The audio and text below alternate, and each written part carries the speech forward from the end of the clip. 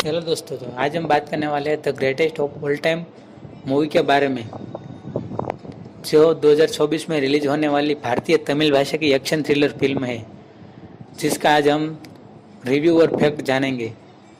Movie में बात करें तो 2008 में केनिया में विशेष आतंकवाद निरोधक दस्ता एसएटीएस, जिसमें एमएस गांधी और उनके साथी सुनील त्यागराजन, कल्याण सुंदरम और अजय गोविंदराज शामिल थे। आतंकवादी उम्र में यूरेनियम निकालने के लिए रोकता है। उनके पूर्व प्रमुख राजीव मेनन, जो देशद्रोह के आरोप के बाद फरार है, वो भी इसी ट्रेन में है। वे मेनन से यूरेनियम प्राप्त करते हैं और जिस ट्रेन में वे थे उसे नष्ट कर देते हैं, यह मानते हुए कि मेनन सहित ट्रेन में सवार सभी लोग मर चुके हैं। दिल्ली में वापस टीम एक ट्रैवल एजेंसी के कर्मचारियों के रूप में अंडर कवर रहती है, अपने परिवारों से अपनी असली नौकरी छिपाती है।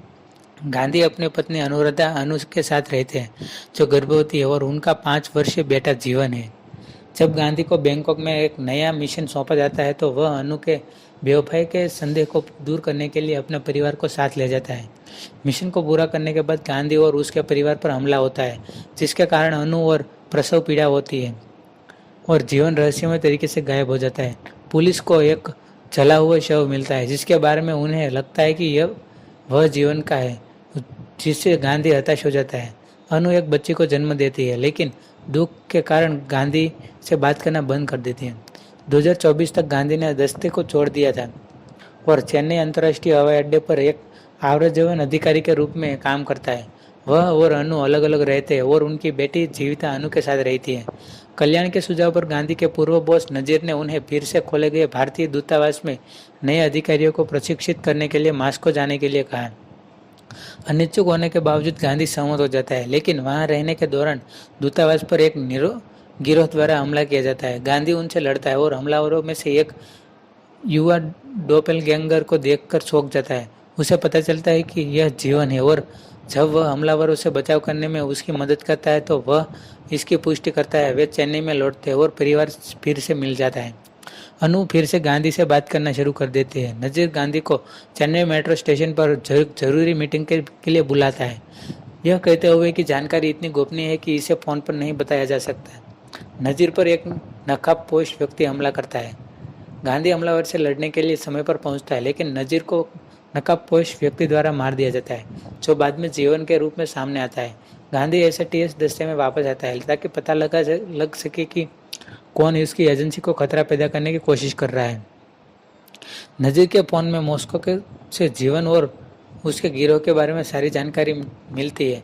जीवन के साथी शाह ने मेट्रो स्टेशन पर नजीर से फोन लिया। जब नजीर ने उसे गिराया, लेकिन शाह जीवन को बताया कि फोन गायब हो गया है। यह पता चलता है कि जीवन इस पूरे समय मेनन के लिए काम कर रहा था और वह इसी कारण से गांधी के परिवार के पास आया था। यह भी पता चला है कि मेनन 2008 में ट्रेन विस्फोट में बच गया था, लेकिन इस घटना में उसने अपना पूरा परिवार खो दिया था। बदला लेने के लिए उसने गांधी को बैंकॉक तक ट्रैक किया, जीवन का अपहरण कर लिया और उसे एक किशोर सुविधा में रखा, जिससे इसमें डर पैदा हो गया।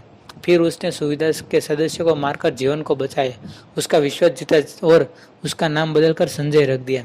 मेनन द्वारा बहकाए गए जीवन को विश्वास हो गया कि गांधी उसके परिवार की मौतों के लिए जिम्मेदार है।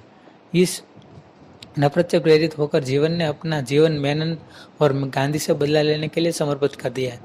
डायमंड बाबू नामक एक चोर नजीर का फोन चुरा लेता है, जिसमें महत्वपूर्ण सबूत होते ही गांधी उसे वापस खरीदने की कोशिश करता है, लेकिन जीवन बीच में आ जाता है, जिसमें एक घातक टकराव होता है, जिसमें अजय की बेरहमी से हत्या कर दी जाती है। अब्दुल और मेनन की गिरफ्तारी जीवन को श्रीनिधि का अपहरण करने के लिए प्रेरित करती है और उनकी रिहाई सुनिश्चित करने के लिए सुनील को ब्लैकमेल करती है। कल्याण मेनन के साथी के रूप में उजागर होता है। गांधी को उन्हें रिहा करने के लिए मना लेता है। जीवन श्रीनिधि का गला काट देता है और कल्याण उसे मुख्य गवाह बनने के लिए रोकने के लिए उसका गला घोंट देता है। शाह का पता लगाते समय गांधी का संयोग से जीवन को ढूंढ लेता है और उसे गिरफ्तार कर लेता है। पूछताछ के दौरान वह सुनील की बंदूक जब्त कर लेता है और उसे मार देता है और गांधी को उसे बाहर निकालने के लिए मजबूर करता है, जिससे जीवन भाग जाता है।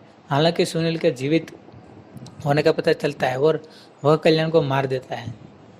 इस बीच मेनन अनु का अपहरण कर लेता है और ब्रह्महारी की योजना खुलासा करता है। इस बात से अनजान कि यह गांधी की चाल है।